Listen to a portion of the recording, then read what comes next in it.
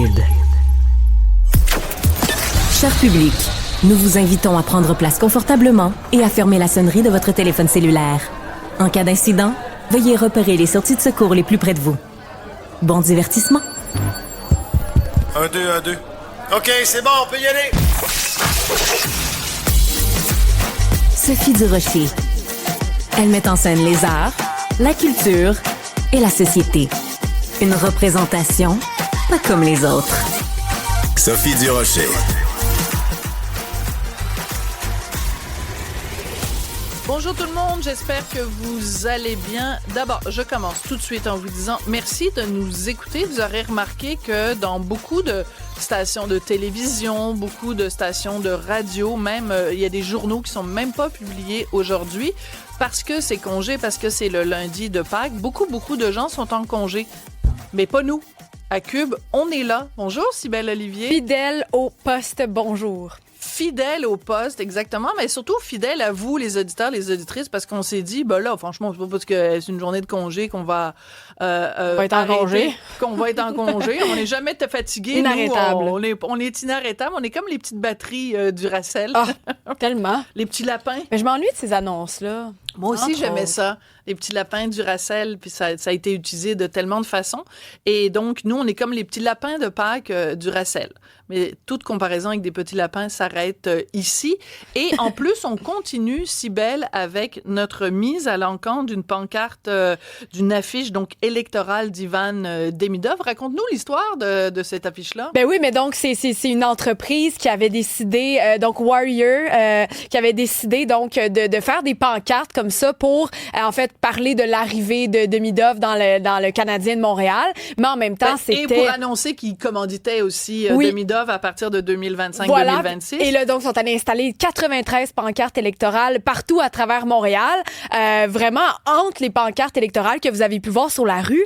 Et là, on a appris en direct que toutes les pancartes s'étaient faites voler.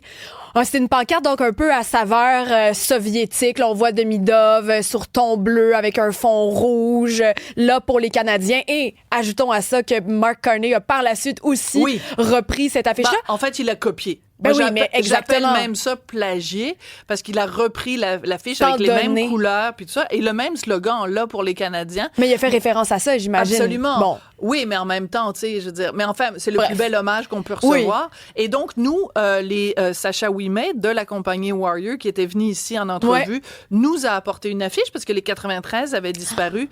Donc plutôt que de la donner à Cybèle. Ben oui, c'est ça. J'ai essayé, j'ai donné tous mes arguments. Puis là, finalement, Sophie est arrivée avec l'argument ultime, la charité et la bienveillance. Voilà. Comment exactement. contredire ça? Alors, Cybèle voulait la garder pour elle, toute seule, la mettre sur son mur, que personne n'aurait pu en voir, profiter. sauf 3-4 amis. Moi, j'ai dit, ben, il y a l'organisme Procure qui fait un énorme travail pour tous les hommes qui ont ou ont eu le cancer de la prostate. Donc, on la met aux enchères. Donc, depuis vendredi, vous pouvez nous écrire et nous téléphoner. Juste vous dire, on est rendu déjà à 800 $. Donc, si vous voulez monter les enchères pour vous procurer l'affiche de M. Demidov, ben, il faut que vous vous engagiez à donner plus que 800 $. Voilà. Et moi, la manière de le faire, ben, c'est de nous écrire et nous, on va prendre contact avec vous par la suite. Donc, on continue de prendre les demandes. C'est pas premier arrivé, premier servi. C'est le plus haut qui l'emporte. Alors, textez-moi 1-877-827-2346 ou vous pouvez m'envoyer un courriel aussi au studio@commercialcube.radio. Je vais continuer de le répéter. Donc, et c'est jusqu'à mercredi que nous allons prendre vos montants. Alors, si jamais on va le dire, vous allez l'entendre. Si jamais on arrive plus haut, vous vous dites, hey, non, c'est moi qui vais l'avoir la pancarte et je vais rajouter plus d'argent. Vous allez le savoir, vous allez pouvoir le faire avec nous. Absolument. Puis mercredi, je vais recevoir Laurent Proulx qui est à la tête de Procure et on va pouvoir révéler le montant qu'on aura donc rassemblé pour cette bonne cause. Professeur Duduche. Avec elle, pas de retenue. Tout le monde se souvient évidemment que l'exposition universelle, c'était ici même à Montréal en 1967, mais quasiment chaque année maintenant, il y a une exposition universelle. En 1970, si je me trompe pas, ça avait déjà été dans la ville d'Osaka au Japon, mais cet été, c'est aussi dans la ville d'Osaka. Donc, évidemment, on voulait savoir à quoi allait ressembler le pavillon du Canada. Pour nous en parler, j'ai avec moi en studio Guillaume Pelletier, qui est architecte chez GP Architectes, qui lui-même a vécu pendant 8 ans au Japon. Donc, je vais vous accueillir en vous disant Konnichiwa. Konnichiwa. Voilà. Ça veut dire bonjour en japonais. Bonjour, bonjour. Je suis très content d'être ici. Nous aussi, on est super contents, Guillaume. Alors, comment ça se passe quand on travaille pour une firme d'architectes et qu'à un moment donné, on est choisi ou sélectionné pour faire le pavillon du Canada? C'est quand même énorme comme commande ou comme invitation. Oui, en fait, c'est toute une suite d'événements, en fait, qui nous a amenés à ça. Moi, j'ai vécu comme 8 ans au Japon. Je me suis fait un réseau d'amis architectes. Je suis revenu au Québec. Et ensuite, l'exposition est arrivée. Puis là, il y a eu différents concours, en fait, pour différents pavillons. Le premier concours auquel j'ai participé, c'est le pavillon de la Suisse. Et vous aviez pu travailler là-dessus, c'est très drôle, ça. Complètement. Et on n'a pas remporté le concours, sauf que dans cette équipe-là, l'équipe d'exposition à l'intérieur, puis ils cherchaient un autre architecte pour faire le pavillon du Canada. Et donc, moi, j'ai un petit bureau. Donc, j'ai invité mon ami qui a un plus gros bureau, qui est Labossière, Anthony Labossière. Et on a fait un genre d'équipe, un consortium. On a fait un genre de proposition, puis on a remporté le concours.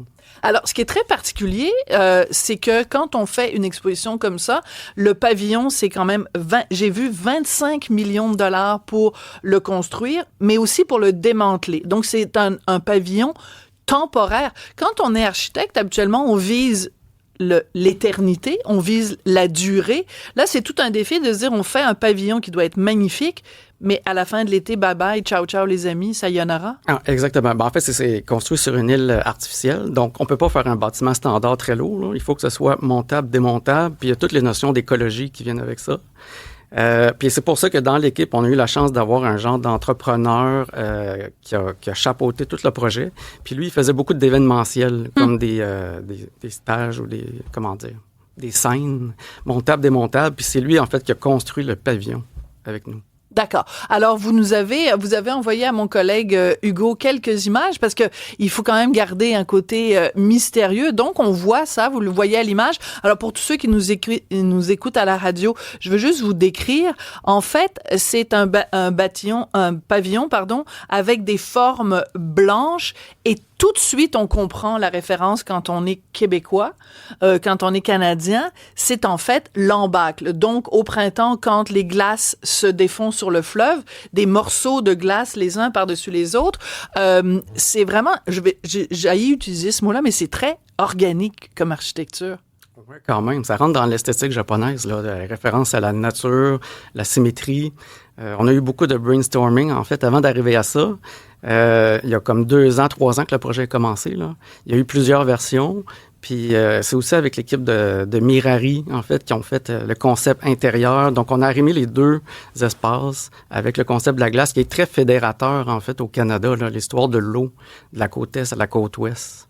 De la côte est à la côte ouest, on haït l'hiver, puis on a hâte que la glace fonde. Non, mais c'est quand même quelque chose, quand on dit quelque chose qui caractérise le Canada, au-delà des différences culturelles, au-delà des différences politiques, quand même, cette notion-là de purement géographique, c'est quand même rassembleur. On voit le pavillon, tout de suite, on se dit, ouais, c'est pas mal à ça que ça ressemble, mon pays. Et ce qui est génial, en fait, c'est l'espace au centre, là. C'est l'espace de rassemblement. C'est là où vont avoir lieu les spectacles. Et donc, en fait, on rentre vers la gauche et on fait comme un fer à cheval. On revient sur nous-mêmes, là. Donc, l'exposition est en arrière et on termine dans l'espace central où il y a les spectacles, l'espace de chaleureux, en fait, là, ce qui nous représente. Il y a des tables à pique-nique, donc on peut faire un peu la fête au centre. Alors, il va y avoir au cours de l'été à l'exposition universelle d'Osaka, dans le pavillon du Canada, Pierre Lapointe va être en spectacle, Lisa Leblanc, Élie Sapie. Je trouve que ça représente bien Pierre Lapointe, qui est québécois, Lisa Leblanc, qui vient du Nouveau-Brunswick, si je ne me trompe pas. Élie Sapie, bien sûr, d'origine autochtone. Donc, en fait, toute la culture canadienne dans son ensemble est représentée. Guillaume, vous nous l'avez dit, vous avez vécu 8 ans au Japon, 6 ans à Tokyo, 2 ans dans une autre ville. En quoi vous comprenez l'âme japonaise ou la culture japonaise, puis en quoi ça a aidé pour la création du pavillon? Ça, c'est une grande question, en fait. Ouais. C'est très difficile. Même après toutes ces années, la langue, je la maîtrise, là, mais pas parfaitement. J'apprends encore plein de choses. À chaque instant, il y a quelque chose qui peut me surprendre. Donc, je suis toujours en apprentissage. Donc, c'est vraiment comme garder, être attentif, être modeste. C'est ça que moi, je retiens beaucoup du Canada. Pas du Canada, mais de l'expérience du pavillon japonais au Canada. Mais parce qu'il y a plein de gens. Oui, vas-y, Sybelle. Ben moi, je me demande à l'inverse, parce que ça me fait penser ta question. On semble être toujours ouvert aux autres cultures. On veut savoir, c'est des cultures qui sont très, qui sont tellement vieilles, qui sont tellement ancrées. Est-ce que eux, à l'inverse, sont attirés et curieux d'en apprendre plus sur notre culture? Quand toi, tu vivais là-bas, est-ce que il y avait cet intérêt-là pour le Québec, le Canada de la part des Japonais? Ah oui, ils sont très, très ouverts. Mais c'est pour ça que j'ai amené, en fait, la mascotte de l'expo, qui est Miyaku Miyaku. En fait, ça fait partie des thèmes de l'exposition. On reconnaît le soleil levant, en fait. Puis c'est plusieurs soleils levants déformés. Puis c'est pour inciter les Japonais, en fait, à ouvrir encore plus leurs œillères sur la diversité. Parce que c'est une île. Hein? En fait, c'est une série d'îles, mais il y a une mentalité très insulaire. C'est un pays dont on dit très souvent qu'il est assez rigide.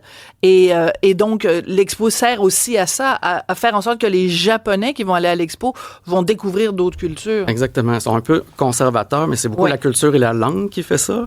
Mais ils sont quand même très ouverts. Donc, l'exposition va servir justement à faire une nouvelle époque, on va dire.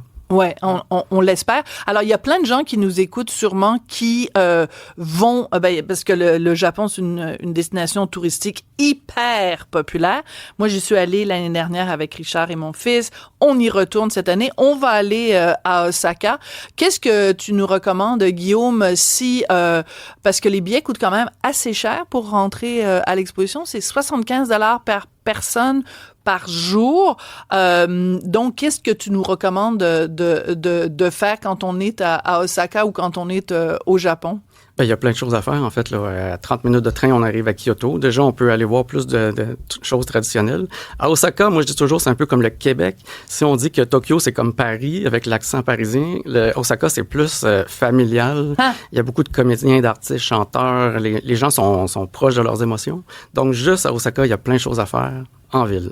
Puis sinon, il y a plein de musées, plein d'expos, un peu partout. L'exposition, il y a plein de pavillons aussi. Là. Le système de réservation est un petit peu complexe, là, mais c'est juste pour pas que les gens attendent en ligne. En fait. Ah, d'accord. Ça marche avec le téléphone. Le billet à l'avance. Juste dire, parce que c'est quand même important, donc ça, tu nous parles du pavillon lui-même, mais à l'intérieur, c'est fait avec la collaboration de Robert Lepage. On connaît la passion de Robert Lepage pour le Japon, le nombre de pièces de théâtre qu'il a faites, que ce soit nous, que ce soit La Dérive des continents, peu importe, le nombre de pièces qui parlent du Japon. Donc, la conception à l'intérieur, on va se promener avec un espèce de petit... un iPad. Oui, un iPad avec de la réalité augmentée. Ça a l'air absolument exceptionnel. Donc, ça nous coûte 25 millions, mais je pense qu'on va en avoir pour notre argent. C'est une grosse expérience de réalité augmentée, en fait. Puis je pense que tout le monde va pouvoir se reconnaître à l'intérieur du pavillon. En fait, tous les Canadiens vont se retrouver à quelque part. Merci beaucoup, Guillaume, d'être venu nous parler de ça. Guillaume Pelletier, architecte chez GP Architecte, qui fait partie de cette équipe qui nous donne, qui donne aux Japonais, en fait, le pavillon du Canada pour que eux apprennent à mieux nous connaître et que nous, on apprenne aussi à mieux les connaître. Merci beaucoup. Domo arigato gozaimasu. Sophie Durocher. Passionnée, cultivée, rigoureuse. Elle n'est jamais à court d'arguments. Pour savoir et comprendre, Sophie Durocher. J'ai le plus grand respect pour ma collègue chroniqueuse Lise Ravary, une ancienne collègue, même une ancienne patronne à moi. Elle était ma patronne quand j'écrivais pour le magazine Châtelaine. Bref, je trouve Lise très courageuse. Elle a écrit une chronique ce matin dans les différents journaux du groupe la Coop des médias. Donc, vous pouvez la lire dans Le Soleil, dans Le Droit. C'est une chronique dans laquelle elle parle évidemment de cette décision de la Cour suprême au Royaume-Uni la semaine dernière, et elle dit « Je vais peut-être payer cher cette chronique ». Lise, tu es au téléphone. Bonjour Lise. Bonjour Sophie. Pourquoi tu dis que cette chronique qui s'intitule « Le sexe biologique, les trans et le retour de la raison », pourquoi tu dis que tu vas peut-être la payer cher, cette chronique? Malheureusement, Et ce n'est pas toutes les personnes trans, c'est une minorité qui sont des activistes, des militants, et ils ont tendance à être très, très, très agressifs. Et la moindre chose qu'on puisse dire à leur sujet qui leur déplaît, ils deviennent, il y a des insultes, ça peut aller à des menaces pour le travail. Ça, c'est pas drôle. Ils sont pas drôles. Ils sont pas drôles. Mais encore là, je le dis, c'est pas la majorité des personnes trans, là. C'est une minorité qui se fait entendre. D'accord. Alors, pour bien que tout le monde comprenne bien, la semaine dernière, la Cour suprême au Royaume-Uni a statué que quand il y a des programmes gouvernementaux, quand il y a des endroits réservés aux femmes, le mot femme réfère aux femmes biologiques. Donc, si tu es une femme trans, tu ne peux pas accéder à ces lieux-là et tu ne peux pas accéder aussi à ces programmes-là. Il y a toute une partie des médias ici au Québec qui a dit, c'est une décision contre les trans. Pourquoi ça n'est pas une décision contre les trans, Lise? La loi, parce que la décision de la Cour suprême fait référence à la loi contre la discrimination en Angleterre, qui est une loi mur à mur, qui couvre absolument toutes les situations possibles. Et dans la loi, la protection des droits des personnes transgenres est absolument et clairement établie. Et le juge qui a fait le jugement a même dit ce n'est pas la victoire d'un groupe contre l'autre et la discrimination contre les personnes trans demeure une infraction, demeure quelque chose qui serait puni selon la loi sur l'égalité des personnes. Donc, ça, c'est clair. Ce que ça couvre, c'est la question des endroits qui sont réservés aux femmes. Ça ne couvre pas l'ensemble des droits des personnes transgenres qui continuent, mais vraiment, écoute, ça va à ce point tel qu'un homme trans, donc une femme qui devient un homme, mais qui décide de porter un enfant, reçoit les mêmes protections qu'une femme qui porte un enfant. Mm-hmm. Donc, alors, c'est très clair. Voilà, et c'est tellement facile de faire de la désinformation en disant « Ah mon Dieu, c'est épouvantable, c'est une loi contre les trans ». Moi, ce qui m'a beaucoup frappé dans ce jugement-là, et c'est pour ça que je pense que ça va avoir une conséquence un petit peu partout à travers le monde, c'est qu'on dit...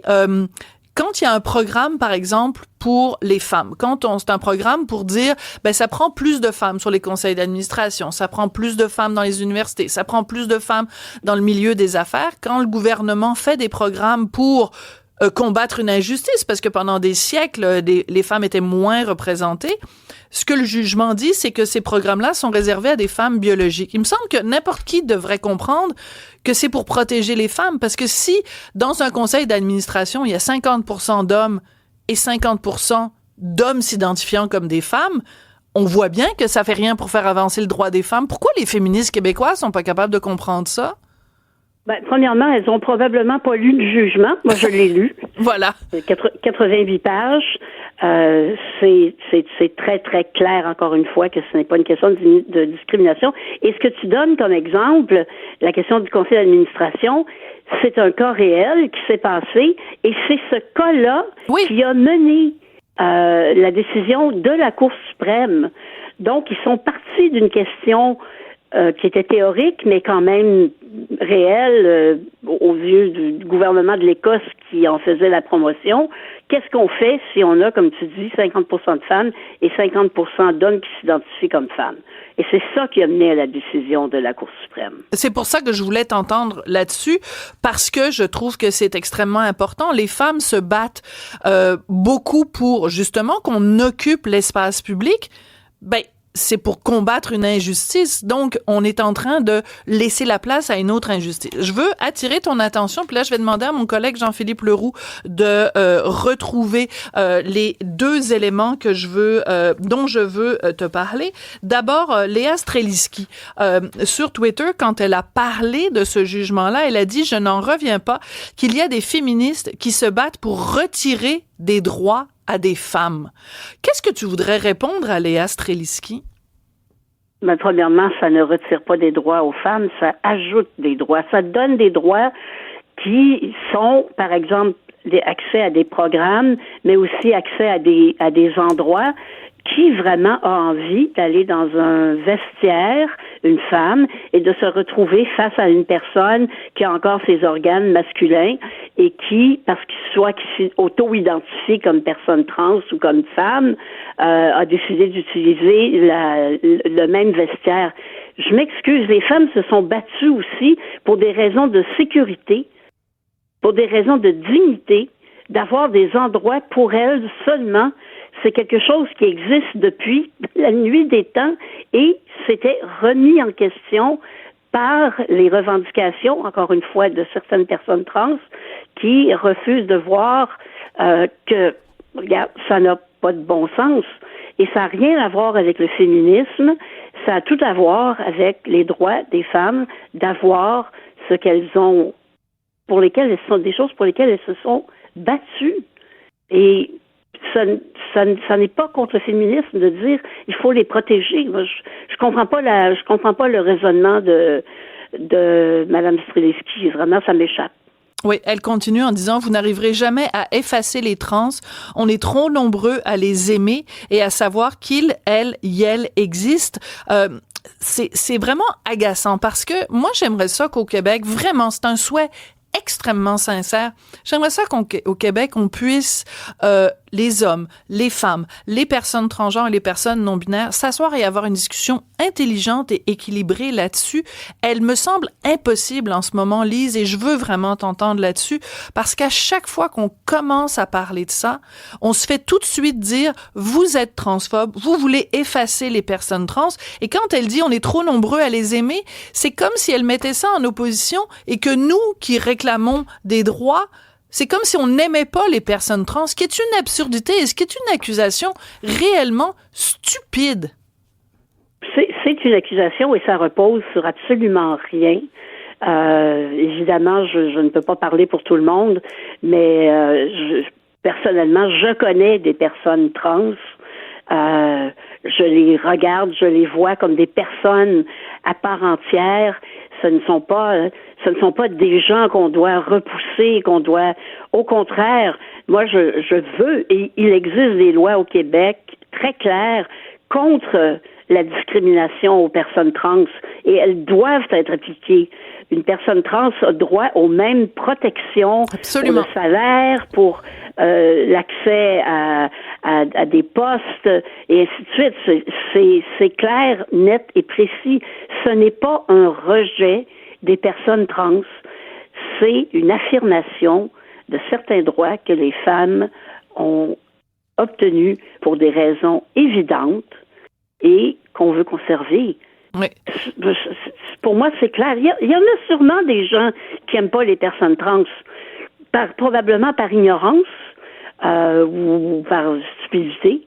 Mais il y a rien dans le jugement de la Cour suprême qui dit qu'on rejette, qu'on met au banc de la société les personnes trans. Au contraire, c'est tellement clair les protections dont elles bénéficient que j'espère, comme tu dis, qu'on pourra un jour, et ce n'est pas aujourd'hui, qu'on pourra s'asseoir et discuter de ça, en débattre, sans s'accuser de transphobie, comme on le fait maintenant, parce que on manque une occasion d'avoir des discussions et des débats très intéressants. Absolument, et constructifs, et je dirais même très inclusifs, puisque c'est un mot qui est à la mode, et je pense que dans ce cas-ci, il serait tout à fait approprié. Donc, j'invite évidemment tout le monde à lire ton excellente chronique, Le sexe biologique, les trans, le retour à la raison. Mais avant de se quitter, Lise, je veux attirer ton attention aussi sur une publication de Amnesty International. On connaît Amnesty International,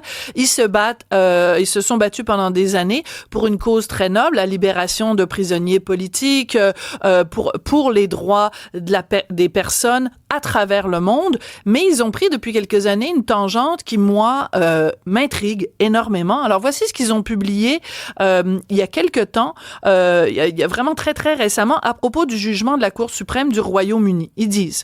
Eux disent, le jugement de la Cour suprême du Royaume-Uni exclut les femmes trans. Nous avons tous le droit de vivre sans subir de discrimination. Et ils disent, au Royaume-Uni et partout ailleurs, pas de féminisme sans les femmes trans. C'est encore une fois, comme Léa Tracy. Encore une fois, on revient toujours à ce... En fait, c'est un raccourci intellectuel qui repose sur de fausses prémices. C'est pas plus compliqué que ça. Je veux dire, c'est faux. C'est tout simplement faux. Mais c'est qu'en fait, moi, j'aimerais beaucoup, et je pense qu'on va lancer l'invitation à la femme. C'est une femme qui est à la tête d'Amnesty International, à la section francophone. Je me suis déjà pognée avec elle une couple de fois, donc je suis pas sûre qu'elle va accepter mon invitation, mais j'aimerais ça lui reparler parce que si on dit que le féminisme, c'est se battre pour les droits des femmes, comment ne peut-elle pas comprendre que des femmes réclament d'avoir des endroits, continuent d'avoir des endroits qui leur sont réservés où elles sont en sécurité? Et par exemple, la question d'un programme pour valoriser une plus grande place des femmes, comment peut-elle ne pas comprendre que si c'est un homme biologique qui est nommé à ce poste-là, ça veut dire chaque poste qui est donné à un homme biologique n'est pas donné à une femme biologique. Ça me semble tellement une évidence. Mais bon, ça a l'air que toi... Et moi aussi. J'espère que si elle accepte ton invitation, tu peux être certaine que je vais écouter ça. C'est une invitation qui est lancée. Merci beaucoup, Lise. Alors, j'encourage vraiment tout le monde à lire ta chronique dans le journal Le Droit. Sexe biologique, trans et retour à la raison. Et tu écris dans cette chronique, je vais peut-être payer cher pour cette chronique. Souhaitons que non et souhaitons que la discussion se fasse sans insulte et surtout sans accusation. Tu as parfaitement raison. Merci beaucoup de m'avoir invité à ton émission. Ça fait plaisir. Merci, Lise. Bye bye. Elle se déplace du côté court au côté jardin pour couvrir tous les angles de la nouvelle. Pour savoir et comprendre, Sophie Durocher. Alors, c'est une première à Cube. Je reçois pour la première fois, en tout cas moi, c'est la première fois, et je vais le décrire pour les gens qui nous écoutent évidemment à la radio. C'est la première fois que je reçois une femme portant le niqab. Donc, si vous ne savez pas c'est quoi le niqab, ben c'est vraiment un morceau de tissu qui recouvre la totalité de la tête et une grande partie du corps de mon invité. Je ne vois en ce moment que ses yeux. Bonjour, Mandana Javan. Bonjour. Alors, vous allez faire toute l'entrevue en portant le niqab, peut-être, pour marquer le point. Parce que au quotidien, Mandana, vous ne portez pas le niqab. Oh, jamais. Ça a été la première fois que je me suis procurée. Même, je suis née en Iran, puis les années que je vivais là, ça n'a jamais existé, en fait. Je l'ai vu pour la première fois à Toronto en 2003. Parce que vous venez d'Iran. En Iran, le hijab est obligatoire. Je rappelle pour tout le monde que le hijab, c'est un morceau de tissu qui recouvre les cheveux, une partie du cou souvent, mais pas le niqab. Là, c'est pas le visage couvert. Là, en ce moment, vous avez le visage couvert. Ça, c'est plutôt invention depuis 40-50 ans qui a été plus puissant, en fait, sur le plan idéologique des islamistes en Europe et dans les pays occidentaux. C'est dans les pays musulmans, il n'existait pas. Ouais. Puis, si tu me permets, je l'enlève parce que ça manque beaucoup d'oxygène. OK, parfait. Enlève-le. Mandana, enlève-le. Pardon? Ah, voilà. Elle est magnifique. On applaudit, Mandana.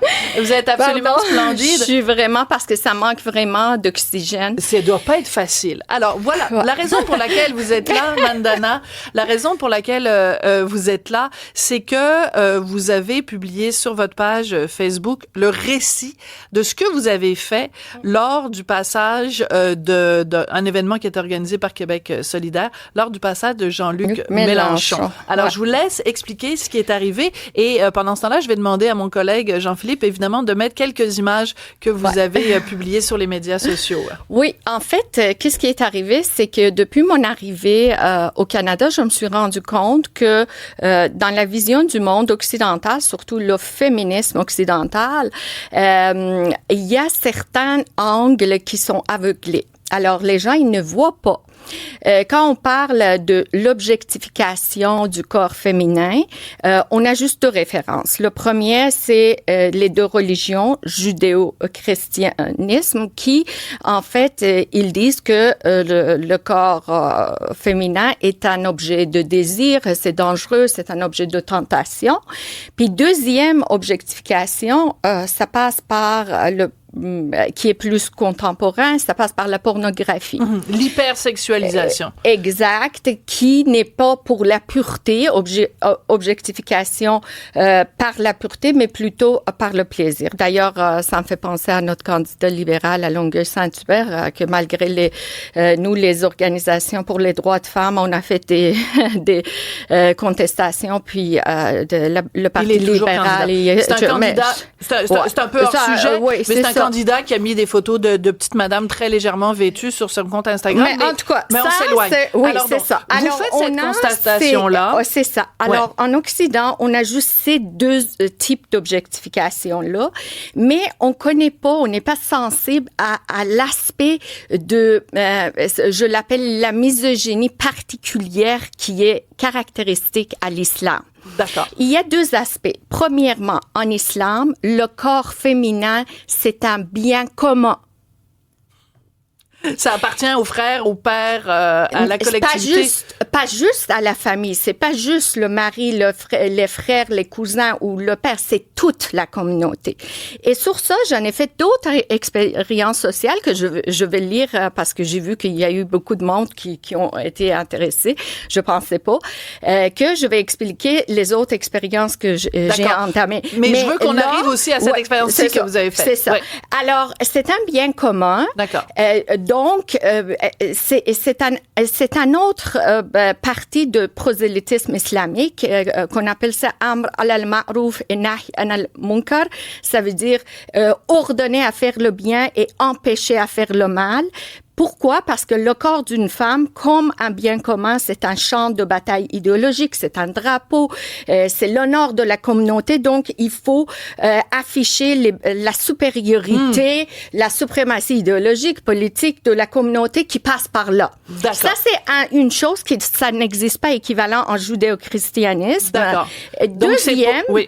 Deuxième chose, c'est qui est sans précédent en Occident, c'est que on fait comprendre aux jeunes filles puis aux femmes que si tu es ambitieuse, si tu es à la recherche de révérence, du pouvoir, ça passe par là. Alors, tu te conformes à ce qu'on s'attend de toi. Je comprends. Et on va te prendre puis on va t'élever. D'accord. Alors, donc, on glorifie les femmes qui portent les voiles. Alors ça, c'est bien le contexte. Exact. Alors, dans le test que j'ai fait, je me suis attardée, en fait, sur ce deuxième aspect-là. D'accord. Mais Mme Dana, il faut que vous nous expliquiez ce que vous avez fait, parce que sinon, les gens qui nous écoutent ont aucune idée de quoi vous parlez. Oui. Alors, en fait, j'ai vu que c'est une des rares occasions qu'on va avoir les militants de gauche radicale au Québec, tous ensemble, réunis à McGill, la première soir, mardi soir, puis deuxième, c'était mercredi avec Québec solidaire.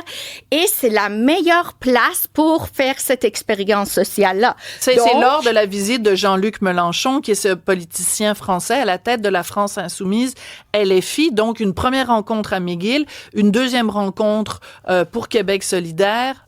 Oui, à Montréal, qui était deuxième était encore pire parce que c'était une rencontre militante. Moi, j'ai jamais été membre de Québec solidaire. J'avais aucun accès à aucune inscription ou quoi que ce soit. Je me suis dit, je vais aller me déplacer. S'ils me laissent pas rentrer, tant pis. C'est pas fait. Donc, vous vouliez à la base aller écouter ce qu'il y avait. À la base, c'était ça. D'accord. Mais l'affaire, c'est que je suis très, très connue là, parmi ces gens-là comme oui, quelqu'un qui est opposant. Voilà, parce que sur les médias sociaux, très souvent, vous vous prononcez sur ces questions-là dans les médias aussi. Donc, au début, je cherchais une affaire pour être invisible, mais après, j'ai pensé que je peux faire ça puis tester l'autre aussi. Je voulais aller vraiment voir qu'est-ce qui se passe à l'intérieur. Fait que je me suis rendue à McGill, j'avais pas de billet, puis il y avait pas de place, mais j'ai réussi quand même à rentrer. Pourquoi vous avez réussi à rentrer? Bon, je pense que ça a rendu mon apparence, j'ai eu cette impression-là, ça a rendu les gens qui étaient à la porte plus sympathiques envers moi. Hein? D'accord, alors il faut expliquer. C'est donc, vous avez porté le niqab. Donc, alors, je vais vous demander de le remettre juste 2 secondes parce que on a un collègue, Martin. Par exemple. Puis même avec ça, vous expliquez que quand vous êtes arrivé sur votre publication, pour vous rendre à à l'intérieur, vous avez été capable de passer la file complètement. Ça, c'est le deuxième événement qui n'était pas à McGill, mais deuxième événement, j'arrive à 6h et à 6h10, 18h10 sur place, puis il y en avait au moins 400 personnes dans la file. Il faisait froid, on était à l'extérieur, la salle était déjà pleine, c'était des militants du Québec solidaire. Alors, comme d'habitude, je me suis déplacée jusqu'à la fin du fil parce que j'avais oublié que j'ai le niqab. Puis à un moment donné, je me suis dit, mais je vais essayer ça. Je vais commencer à marcher devant tout le monde puis regarder les gens. Et c'est sûr et certain, en aucun moment, j'ai pas reçu d'autre que des sourires, là. Vous voyez. Puis il y a personne qui m'a interpellée. Puis j'ai marché, mais c'était pas une provocation intense non plus. Puis vous ont laissé faire, vous ont laissé rentrer. C'est ça. Alors je me suis rendue vraiment au début de la file. Donc vous êtes passé devant tout le monde.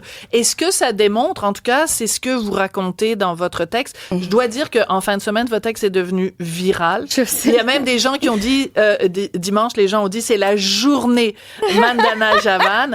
Alors, donc, encore une fois, pour le bénéfice de mon collègue Martin, qui est là pour vous photographier, je sais que c'est compliqué de le remettre. C'est vraiment complexe. Ça m'a pris 2 jours à apprendre comment je vais le mettre, là. Je vais pas cacher. Mais, en tout cas, c'est ça. J'ai eu cette impression-là. Puis après ça, quand je suis rentrée à l'intérieur, parce qu'il n'y avait pas de siège, fait que les gens, ils se mettaient par terre. Moi aussi, je me suis mis par terre, mais finalement, il y avait quelqu'un qui a eu la gentillesse de trouver une chaise pour moi. Donc, ce que vous laissez entendre, Mandana, c'est que vous arrivez là, vous n'avez pas de place, vous n'avez pas de billet, vous passez devant tout le monde, et la raison pour laquelle on vous laisse passer devant tout le monde, c'est parce qu'on a peur que si on vous empêche d'entrer ou qu'on vous empêche de passer, on va être considéré comme raciste ou islamophobe. Peut-être que je suis pas si catégorique que ça, parce que c'est peut-être c'est plus mon côté un peu scientifique, mais moi, c'est pas mon premier test. Hein. J'en ai fait tantôt, je parlais à votre collègue, puis je disais, si c'est si intéressant, je vais commencer à écrire sur mes autres tests aussi. Désolée, c'est que il faut j'espère que ça ouvre la porte et l'intérêt justement de nos scientifiques au niveau de sciences sociales pour qu'ils commencent à faire des tests comme ça. Oui. Parce que l'idéologie islamiste, il présente ces outils-là comme des outils de pouvoir, de domination, des outils... Donc, vous trouvez que la gauche québécoise, j'essaie de comprendre, vous trouvez que la gauche québécoise est trop naïve et que elle ne reconnaît pas l'espèce d'arrogance que vous aviez en disant, moi, je porte le niqab, donc je peux passer devant tout le monde, je peux, etc. C'est ça. Et aussi parce que dans les mosquées, quand les imams parlent des bénéfices de hijab, ils disent que c'est un bouclier social. Pourquoi? Je me suis préparée, hein. Je me suis dit, s'il y a quelqu'un qui va m'interpeller, je vais dire, mais c'est quoi ton problème? Es-tu islamophobe? Juste pour voir les réactions, mais c'est jamais arrivé. Mais il y a peut-être un malaise aussi. Les gens savaient peut-être même pas comment vous interpeller parce que peut-être que ça crée tellement une grosse barrière sociale que c'est, je peux-tu dire quelque chose? Est-ce que vous avez ressenti ça comme ça aussi? Oui, peut-être, mais l'affaire, c'est qu'après, j'étais avec 3-4 gars, puis on s'est mis à parler très normalement. Parce que je voulais justement tester comment les gens y voient ça. Mais je suis certain que si j'étais pas dans le bastion de la gauche radicale, c'était impossible que les gens me laissent quand même. Oui. En tout cas, Sophie, les gens ça. Oui, alors voilà. Donc moi, je veux entendre ça. Voilà. Cybèle, vas-y. Donc Laura qui nous suit depuis tantôt, puis au début, quand on vous a vu, elle m'a écrit Seigneur, Sophie. Après ça, elle s'est ravisée, elle a dit très belle femme, je suis contente de voir qu'elle a enlevé son voile. Et dès que tu l'as remis, dès que vous l'avez remis, en fait, Sophie, toi de ton côté, t'as pas aimé ça du tout voir ça. Vous l'avez pas vu à la radio, mais ça vient nous chercher en tant que femme. Et Laura nous réécrit finalement, Sophie, mes poils me dressent sur le bras de la voir comme ça. Clairement, il y a un malaise pour les gens qui nous voient présentement de regarder vraiment l'effacement de la femme, comme tu l'as dit tellement de fois, Sophie. D'accord. Vous avez été aussi beaucoup attaquée, Mandana. Les gens ont dit, pourquoi elle fait ce stunt-là? Qu'est-ce qu'elle veut prouver? Qu'est-ce que vous répondez aux gens qui disent que vous êtes allé trop loin en faisant ça? Je suis d'origine iranienne. Je suis née sous le régime islamo-gauchiste iranien. J'ai été réislamisée de façon très, très intense à l'école. Je connais très bien ma religion. Je pense que j'ai assez de connaissances et assez de vision pour pouvoir me placer dans cet enjeu-là, puis ça fait depuis des années que je suis militante pour la laïcité. Je veux vraiment sensibiliser les gens sur les enjeux de la laïcité et aussi la souffrance que peut-être ces femmes-là y vivent et tous les arguments derrière que nous, les Occidentaux, peut-être on le connaît pas. Oui, vous nous les avez bien expliqué au début. Oui. Parce que, donc, vous concluez votre texte sur les médias sociaux en disant, c'est quand même quelle lumière brute, implacable du pouvoir sociopolitique accordé au hijab et au niqab chez nos militants de la gauche radicale. Et vous demandez comment ces gens-là vont pouvoir défendre la laïcité. Alors, au regard de leur complaisance, merci beaucoup. J'ai très hâte que vous l'enleviez. Merci beaucoup, Mandana Javad. Merci. Elle est parfois dramatique, d'autres fois satirique. Mais chose certaine, elle ne joue jamais la comédie. Sophie Durocher. Le pape est décédé. Et évidemment, une vague de réactions à travers le monde. Toi, ta réaction, c'est quoi, Marc Boilard? On n'est pas éternel, lui non plus.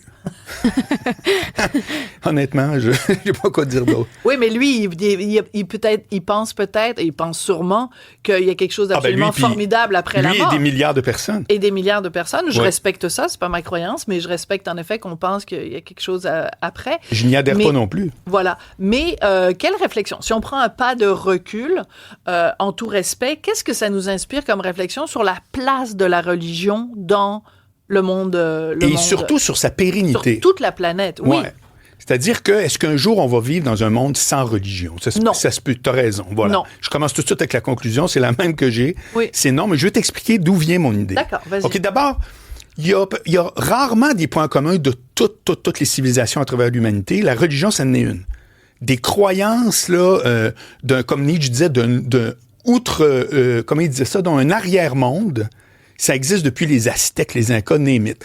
D'ailleurs, la définition la plus belle d'une civilisation, c'est Michel Onfray qui a dit ça, c'est tout ce qui s'agrège autour d'un texte sacré. Donc, en un mot, la Chine, c'est pas une civilisation, mais le confucianisme, oui, qui se fait fi des frontières, puis que... Alors, t'as le christianisme, t'as le monde de l'islam. Là, après ça, Arnold Toynbee, qui est un historien, lui, il en a répertorié quasiment 200. À travers toute l'histoire de l'humanité. 200 religions. 200 civilisations. Ah, d'accord, pardon. Parce que lui, sa théorie, justement, Arnold Toynbee, c'est que c'est pas l'histoire des pays, c'est pas des frontières. C'est des clashs de civilisation. D'accord. Tu comprends? C'est des croisades. Et ça s'agrège toujours autour d'un texte sacré. C'est qu'on pourrait dire, avec l'avènement des sciences, puis les églises qui se vident, moi, je me souviens, c'est un sujet en passant qui m'intéresse depuis que je suis au cégep. D'accord. J'ai vu de l'âge de 15 à 45 ans, les églises se vidaient. Oui, on l'a tous vu. Les églises transformées en condos, puis les églises transformées en salle de bingo. Alors, on pourrait faire la fausse équation que je faisais quand j'étais plus jeune. Ça veut dire que la science remplace les croyances. Oui. C'est faux. Oui. C'est juste que la pratique est plus là. Puis encore là, c'est pas vrai pour l'islam, qui sont encore très, très, très pratiquants sur le terrain, si tu veux, à travers le monde. Alors, ça dépend. Avec l'islam, il faut faire la différence entre la religion et l'islam politique. Mais c'est un autre débat. Oui, mais le musulman moyen, là, à travers le monde, fait une démonstration de sa religion plus fréquente que le chrétien catholique. Même encore si une les fois, deux sont c'est croyants. l'islam politique, mais c'est un autre sujet de discussion. Alors, c'est un autre sujet. Ouais. Bref, tout ça pour dire que pourquoi, selon moi, ces croyances-là sont encore là et en recrudescence. La première, c'est que le changement n'a jamais été aussi rapide de toute l'histoire. Tous les jours, il y a un changement. Il y a du monde qui sont habiles avec le changement, il y a du monde qui ne le sont pas du tout. Et il y a des gens qui sont déroutés. Absolument. Et qui perdent leurs repères. Voilà. Puis quand tu parles de changement, ça peut être aussi bien un changement technologique qu'un changement idéologique. Les mœurs. Par exemple, la montée du féminisme, dans certains cas, crée une déroute chez les hommes. La montée de la technologie crée chez les gens un désir peut-être de revenir en arrière avec des... Bon, bref, il y a plein de repères qui changent. Donc, il y a des gens qui se sentent sans repères ou qui se sentent perdus. Voilà. Tout à fait. Puis des fois, tu l'intellectualises pas nécessairement, mais tu as de la misère. Ça s'appelle l'anxiété. Ça vient pas de nulle part, l'anxiété. Ça vient d'une espèce de distance entre ton quotidien puis ce que tu ressens, qui est plus en adéquation. L'autre affaire, c'est l'information qui pullule énorme. Il n'y en a jamais eu autant. On est bombardé, on s'en rend pas toujours compte, mais ça a une influence constante tout le temps. Et tu sais qu'il y a une date pour ces deux événements-là que je peux te mettre. Une année, c'est l'année 2007. L'arrivée de Facebook. T'es proche. Twitter.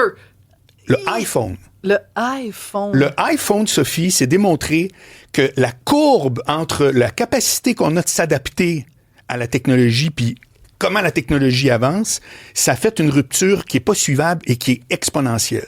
Regarde tout ce qui passe par ton téléphone maintenant, c'est fou, là. C'est ta consommation, ça peut être même du dating, c'est ton information. Le dating, dans mon cas, pas vraiment. Non, mais, alors, on se comprend qu'il fut une époque. Bon. Ben non, pas T'as jamais daté? Ben, Richard est apparu, là, t'as frotté une lampe? J'allais être extrêmement vulgaire, mais on vient d'une petite on y a tout pensé.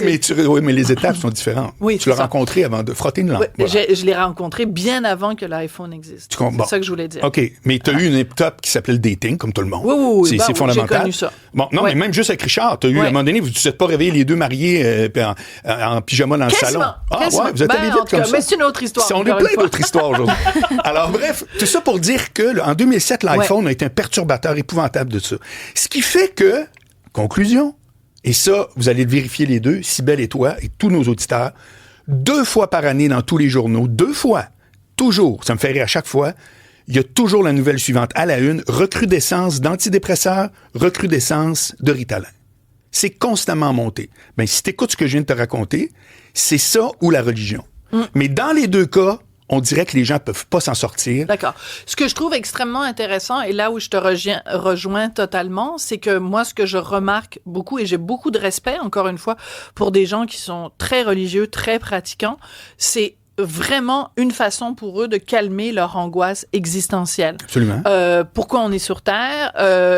On va tous mourir. Qu'est-ce qu'il y a après la mort? Si ces questions-là t'angoissent et que tu ne trouves pas des réponses séculières, tu vas te tourner vers la religion. Ce n'est qu'un médicament pour calmer une angoisse. Ben, alors, ceux qui ont la vraie foi vont dire non, c'est beaucoup plus, mais on n'est pas obligé de partager le truc. Puis, personnellement, moi, ce qui se prouve pas est d'intérêt moyen dans ma vie.